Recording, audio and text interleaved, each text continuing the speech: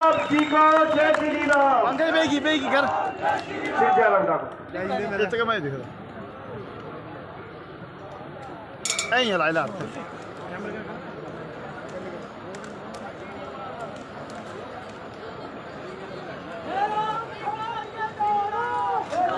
आप सबको भी जय श्री राम।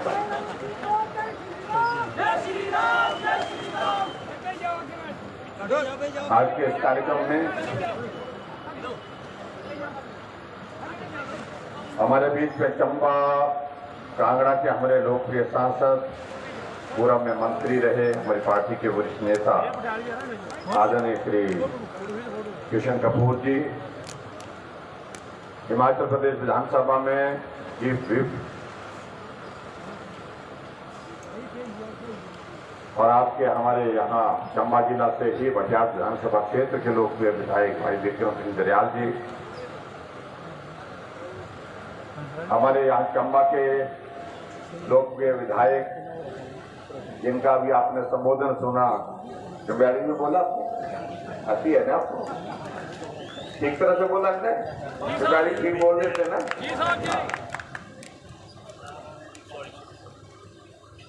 भाई पवन नैयर जी, बरमौर के हमारे लोकप्रिय विधायक जी लाल कपूर जी, हमारे बीच में भाई जय सिंह जी जो वाइस चेयरमैन हैं, एपीएमसी के हमारे चंबा जिला के अध्यक्ष श्री डी.एस. ठाकुर जी, नगर परिषद की अध्यक्षा नीलम नैयर जी, जिला के हमारी पार्टी के सम्मानीय अध्यक्ष जसप्रीत नागपाल जी, मंडल के अध्यक्ष Vinod ji, deputy commissioner Chamba DC. Rana ji, और इनके साथ हमारे दूसरे विभागों के सभी अधिकारीगण, पार्टी के हमारे सभी पदाधिकारी, पंचायती राज संस्थाओं के सभी चुने हुए प्रतिनिधि, महिला मंडल के सभी प्रतिनिधि, उपस्थित सभी भाइयों बहनों और पत्रकार मित्रों, एक लंबे हफ्ते के बाद चंबा आना हुआ।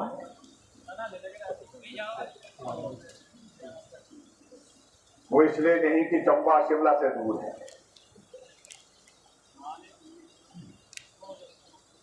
इसलिए चंबा आना नहीं हो पाया, और चंबा क्या पूरे हिमाचल प्रदेश में बहुत जगह जाना नहीं हो पाया।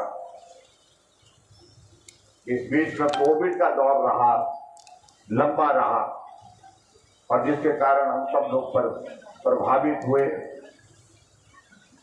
हमारे जाने आने से भीड़ हो जाती है, भीड़ होने से कोरोना फैल जाएगा, ऐसा लोग बोलते हैं, तो इसलिए हमने कहा कि हम कारण नहीं बनना चाहते, हम वजह नहीं बनना चाहते कोरोना पर। इसलिए सबसे पहले हमने अपने ऊपर नियम लागू किए। अगर हमने सोशल रिस्ट्रिक्शंस लगाई लोगों को भीड़ इकट्ठा होने के लिए, उसका अमल अपने आप से शुरू करना जरूरी था। और इसलिए हमने हिमाचल प्रदेश में जब तक कोविड की रिस्ट्रिक्शन थी, 22 उद्घाटन के कार्यक्रम और 13 शिलान्यास के कार्यक्रम कुल मिलाकर के चंबा के चौगान में हमने करने का निर्णय लिया। स्टेट लेवल का फंक्शन चंबा में कल आपके ही यहाँ पर चौगान में हो रहा है। मुझे मालूम नहीं इससे पहले कभी हुआ होगा कि मंजूर भेजा मेरा भाई प्लीज रिक्वेस्ट।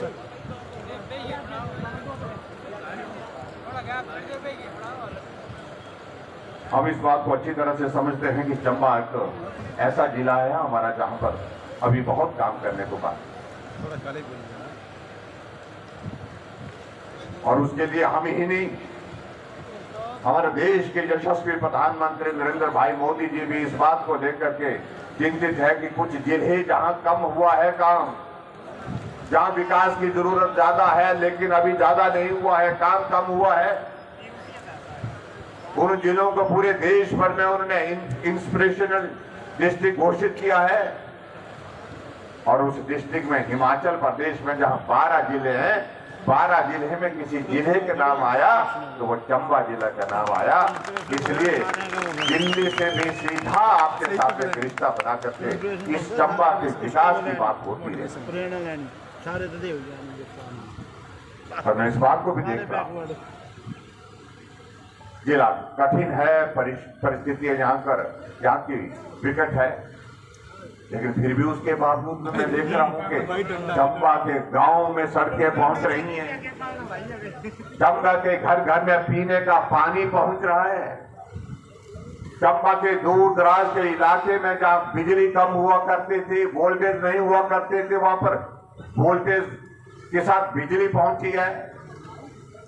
अब की बार चंबा में क्या पूरे हिमाचल प्रदेश में भारी बर्फबारी हुई, लंबे समय तक हुई, बार बार होती रही, लेकिन फिर भी हमने देखा कि अगर इतनी बर्फ होने के बावजूद अगर वहां पर अगर थोड़े वक्त के लिए, कुछ दिन के लिए बिजली अवरुद्ध हुई, बिजली रुकी तो कुछ दिन के लिए रुकी, लेकिन यहां तो ऐसे भी दौर होते थे जब 3 महीने के लिए बिजली चले जाती थी। आपकी बात तो नहीं गई 3 महीने ना, 10 दिन के लिए, 5 दिन के लिए, हफ्ते के लिए, हफ्ते के अंदर सारी की सारी लाइनें हमारी ठीक हो गई। ये अंतर है जिस अंतर को समझना और समझाने की आवश्यकता है। और इसलिए हमारे सांसद महोदय जी भी इस बात का जिक्र कर रहे थे कि दिल्ली में आदरणीय नरेंद्र भाई मोदी जी के नेतृत्व में जो सरकार भारत का सम्मान ऊंचा कर रही है, पहचान बनाने में दुनिया में सफल हुई है, उस सरकार के कामकाज की वजह से हिमाचल प्रदेश को भी बहुत बड़ी मदद मिल रही है, बहुत बड़ा सहयोग मिल रहा है। मैं भी कुछ दिन पहले दिल्ली गया, दिल्ली में प्रधानमंत्री जी से मिला, फाइनेंस मिनिस्टर से मिला। हमने कहा कि कोरोना के कारण बहुत बड़ा संकट हो गया, हमें मदद करिए। बहुत सारी चीजें हम हिमाचल प्रदेश में विकास की दृष्टि से करना चाहते हैं, लेकिन उन सारी चीजों को करने के लिए हमें सहयोग की आवश्यकता है। भाई और बहनों, मैं आपके बीच में कह रहा हूं, आदरणीय प्रधानमंत्री जी और वित्त मंत्री जी ने हमारी बात सुनी। हम शिमला बाद में पहुंचे, 400 करोड़ रुपए हमसे पहले शिमला पहुंच गया था। इसे डबल इंजन की सरकार कहते हैं। हमने कहा 400 करोड़ तो मिल गया, उसके लिए तो धन्यवाद, लेकिन जरूरत और ज्यादा है, और जरूरत ज्यादा है। मेरा जन्मदिन था, हमारी केंद्रीय वित्त मंत्री निर्मला सीतारमण जी का फोन आया, बधाई दी, और बधाई देने के साथ साथ मैंने उनको धन्यवाद किया। धन्यवाद करते ही उन्होंने कहा कि हम आपको हिमाचल के लिए 200 करोड़ आज और भेज रहे हैं। 600 करोड़ आए। उसके बाद दिल्ली हमारा फिर जाना हुआ। हमने कहा थोड़ी और मदद हो जाए तो और अच्छा हो गया। हमारे बहुत सारे स्कूल, हमारे बहुत सारे हॉस्पिटल, हमारे बहुत सारे पुल जिनका कार्य चला है, लेकिन वहां पैसे की आवश्यकता है, सहयोग की आवश्यकता है। भाई और बहनों, एक हफ्ते के बाद उसके पश्चात 200 करोड़ रुपए और मिले, 800 करोड़ हिमाचल प्रदेश के लिए मिले। ये है डबल इंजन की सरकार का असर, जिसको हम कह सकते हैं। और उसी तरह से मैं ये भी कहना चाह रहा हूं,